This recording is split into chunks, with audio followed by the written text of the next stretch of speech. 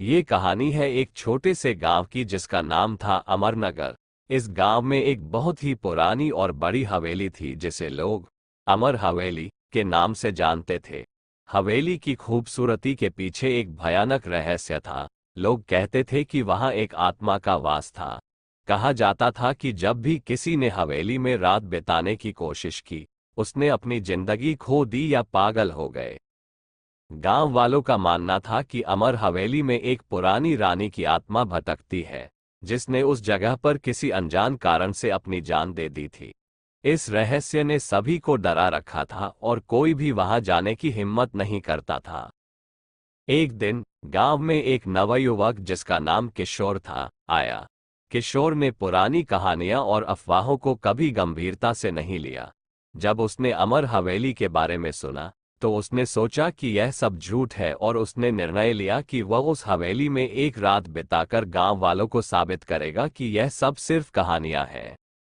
गांव के बुजुर्गों ने उसे समझाने की कोशिश की, लेकिन किशोर ने उनकी बातों को नजरअंदाज कर दिया। एक शाम किशोर अपने कुछ जरूरी सामान लेकर हवेली के लिए निकल पड़ा।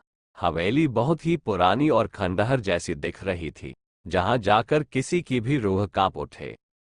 रात का समय हो गया और हवेली में गहरी चुप्पी छा गई।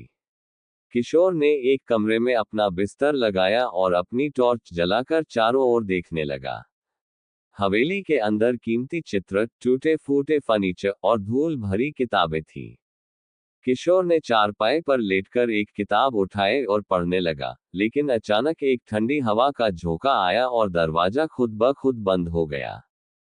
किशोर सहम गया, लेकिन उसने खुद को संभाला और किताब पढ़ने लगा। तभी उसे लगा कि कोई उसके पीछे खड़ा है, लेकिन जब उसने मुड़कर देखा तो वहां कोई नहीं था। उसकी दिल की धड़कन तेज हो गई। उसने सोचा शायद उसे भ्रम हो रहा है, लेकिन तभी एक तेज चीख की आवाज ने उसकी नींद को उड़ा दिया। किशोर का चेहरा पसीने से भीग गया। उसने देखा कि कमरे का दरवाजा खुल चुका था और अंधेरे में से कोई सफेद लिबास पहने हुए एक महिला की परछाई दिख रही थी। वह परछाई धीरे धीरे पास आ रही थी। किशोर डर के मारे उठकर भागने लगा, लेकिन जैसे ही उसने दरवाजे से बाहर निकलने की कोशिश की, दरवाजा बंद हो गया। अब वह परछाई बिल्कुल उसके सामने थी।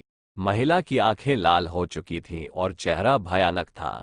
उसने किशोर से कहा, तुमने मेरी शांति भंग की है, इस जगह से चले जाओ। किशोर ने हिम्मत जुटाई और कहा, मैं ये जानना चाहता हूं कि तुम्हारी आत्मा को शांति क्यों नहीं मिल रही। महिला की आत्मा ने आह भरी और बोली, यह मेरी कहानी है। मैं रानी श्यामा हूं। मेरे पति ने मुझे यहां बंद कर दिया था और मैं भूख और प्यास से मर गई थी। मेरी आत्मा को शांति नहीं मिली क्योंकि मेरा अंतिम संस्कार नहीं किया गया। किशोर ने वादा किया कि वह उसकी आत्मा को शांति दिलाने के लिए उसका अंतिम संस्कार पूरे विधि विधान से करेगा। महिला की आत्मा ने उसकी बात मानी और गायब हो गई। अगली सुबह किशोर ने गांव वालों को सब कुछ बताया और सभी ने मिलकर रानी श्यामा का अंतिम संस्कार किया। उस रात के बाद कोई भी भूतिया घटना नहीं घटी और हवेली अब एक शांतिपूर्ण जगह बन गई। किशोर की बहादुरी से गांव वालों ने उसे सम्मानित किया और अमर हवेली अब गांव का एक महत्वपूर्ण हिस्सा बन गई, जहां लोग बिना डर के जाया करते थे।